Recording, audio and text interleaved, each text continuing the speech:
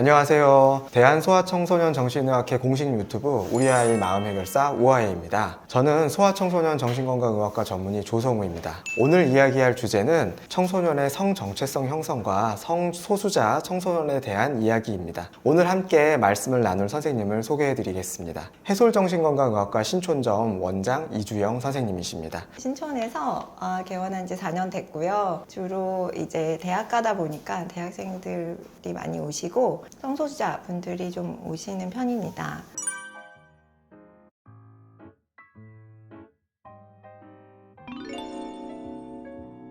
자녀가 어떤 말이나 행동 혹은 태도 이런 것들을 보였을 때 부모님이 얘가 성적인 부분에 있어서 좀 고민이 있구나 라고 좀 이렇게 짐작을 해볼 수 있는 그런 단서들이 좀 있을지 그런 게 좀 궁금합니다. 어려서는 그냥 얘기를 하게 될 것 같고요. 그러니까 이제 부모님들은 되게 놀라실 수 있을 것 같고, 사실 청소년만 돼도 얘기 잘 안 하죠. 가족하고 굉장히 이야기가 잘 이루어지지 않는 이상은 얘기를 잘 하지 않는 것 같고요. 분명하고 이제 지속적으로 자기 성별에 대해서 반대임을 주장하는 경우가 아니면은 사실 이제 옆에서 보기에도 분명치가 않기 때문에 섣불리 짐작하는 것도 조금 위험할 수 있을 것 같습니다. 오히려 이제 그런 식으로 좀 반응을 보이게 되면 애도 놀래가지고 위축될 수도 있기 때문에 자기가 완전히 확실하다고 생각하지 않으면 얘기를 잘 안 하거든요. 근데 이제 조심스럽게 물어볼 때 이런 사람들에 대해서 어떻게 생각해? 라든지 그다음 뭐 요즘에 이제 뭐 드라마나 여러 이제 캐릭터들이 나오잖아요. 그런 게 나올 때 내가 저러면 어떨 것 같아? 라든지 뭐 이런 식으로 좀 시작을 많이 하는 것 같아요. 아이가 이제 결국에는 이제 부모님한테 이제 조심스럽게 얘기를 했어요. 부모님의 말이나 뭐 태도 이런 데서 상처를 많이 받고 마음에 물 닿는 경우도 좀 많이 본 것 같습니다.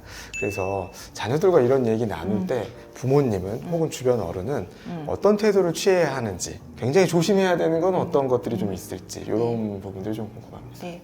우선 이제 사실 부모님들께서 얼마나 당혹스럽고 놀라실까. 물론 이제 짐작을 먼저 하시는 부모님들도 간혹 있으시더라고요. 사실 부모님들께서도 받아들이는 과정이, 그러니까 시간이 필요할 수 있다는 거죠. 그러니까 제가 친구들한테 이제 이런 얘기를 드리기도 해. 사실 부모님들도 시간이 좀 필요할 수 있다. 얘기가 필요할 정도로 이제 힘드실 텐데, 사실 부모님들께서는 당연히 자녀가 어떤 정체성을 가지든지 간에 사랑을 하시겠죠.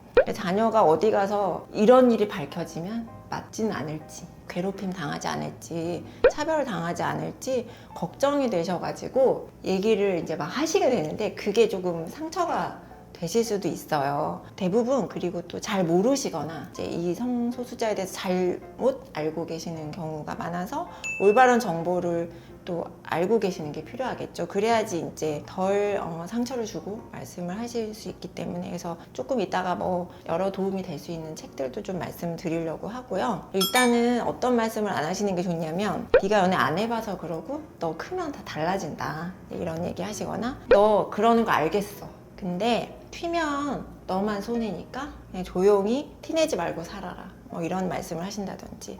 요즘에 이제 또 그러실 수도 있는데, 감금해버리고 위협하고 사실 머리를 밀렸다 뭐 이런 얘기를 하시는 분들도 있었고, 그런 심한 폭력을 가족으로부터 당하는 경우도 있었고, 이제 이런 거 절대 하시면 안 되고, 그 다음에 이제 부모가 원하는 성역할을 굉장히 엄격하게 강요한다든지, 이제 앞으로 우리 행사, 결혼식 뭐 이런 거 참여하지 마, 성소수자 친구들을 만나서 네가 그렇다, 이 친구가 이제 성 정체성이 소수자니까 어떤 차별을 받고 와서 이제 부모님들이나 뭐 옆 형제들한테 얘기할 수 있잖아요. 네가 그래서 그래, 당연한 거야, 그런 얘기로 탓을 한다든지. 그다음에 이제 뭐 종교가 있으신 분들은 너 벌 받을 거야, 너 그거 죄야, 네가 그래서 내가 정말 창피하다. 그다음에 다른 가족들한테는 말하지 말고 나만 알게 해, 뭐 이렇게 좀 입을 단속을 시킨다든지. 어떤 부모님들은 자기 너무 이해하신 거예요.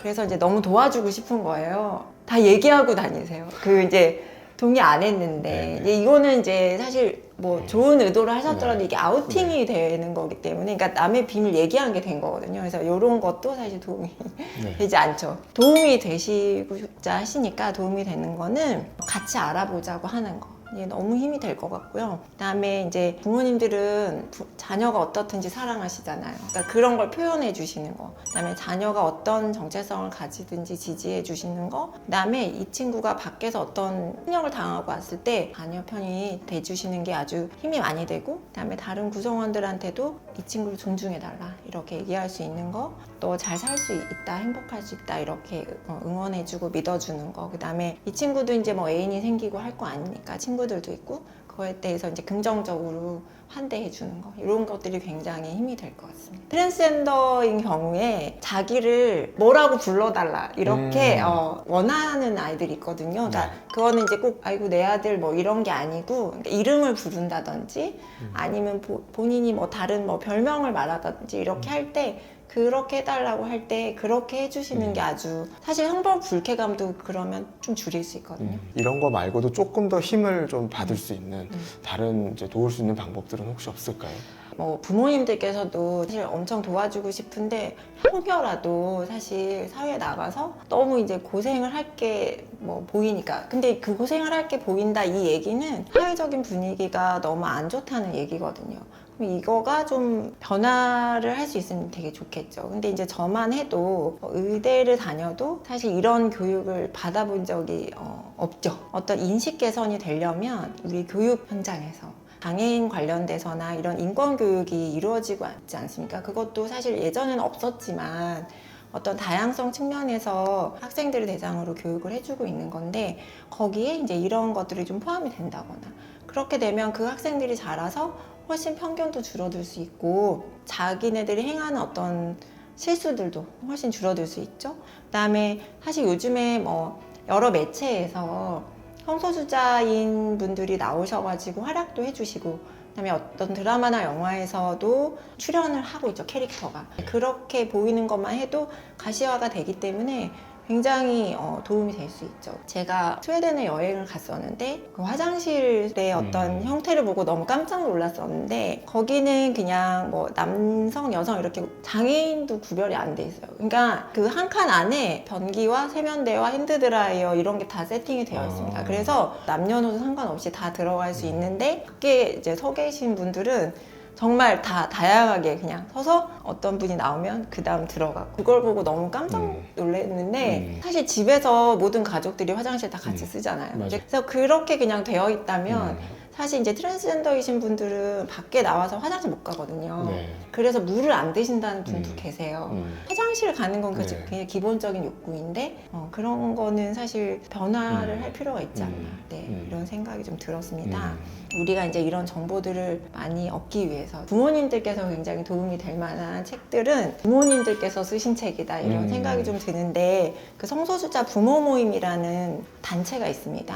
거기서 지금 2권의 책을 내셨는데, 처음에 내신 게 커밍아웃 스토리라는 책이고, 본인의 이제 자녀들이 자신들한테 이제 밝히고 이제 본인들 충격받고 어떻게 적응해 나갔냐, 뭐 이런 여러 부모님들께서 숙피를 해서 이제 합본을 해가지고 낸 책이고요. 그다음에 최근에 이제 웰컴 투 레인보우라는 스케프처럼 생긴 이제 책이 나왔는데, 여기서는 저희가 지금 여기서 설명드린 여러 정보들과 함께 어떤 제도적인 측면, 그다음에 뭐 어디 가서도 도움을 받을 수 있는지 간단하게 나와 있어서 굉장히 도움이 되고요. 우리나라에서 성소수자 의료연구회라는 모임이 있습니다. 거기서 이제 작년에 차별 없는 병원이라는 요양개론서? 약간 이런 이제 책을 만들었는데, 법률적인 것부터 시작해서 진단의 어떤 변화라든지 1차 의료기관에서는 어떻게 도움을 줄 수 있고, 뭐 호르몬 치료는 어떻게 하고 수술은 어떻게 하고, 뭐 이런 것들이 총망라된 책이 나왔습니다. 근데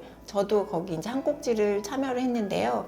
저도 이제 그러면서 사실 공부를 했고, 그것도 아주 도움이 될 거라고 생각을 합니다. 이 책이 그 방금 전에 이주영 원장님께서 소개해 주신 차별 없는 병원이라는 책인데요. 이게 저도 의료인이고 정신과 의사인데 이렇게 모르는 게 이렇게 많았구나, 이런 생각을 하면서 반성하면서 굉장히 읽었습니다. 너무 도움 많이 받았고요.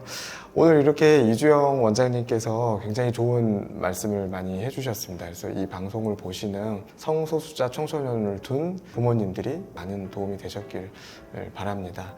오늘 영상은 여기서 마치겠습니다. 감사합니다.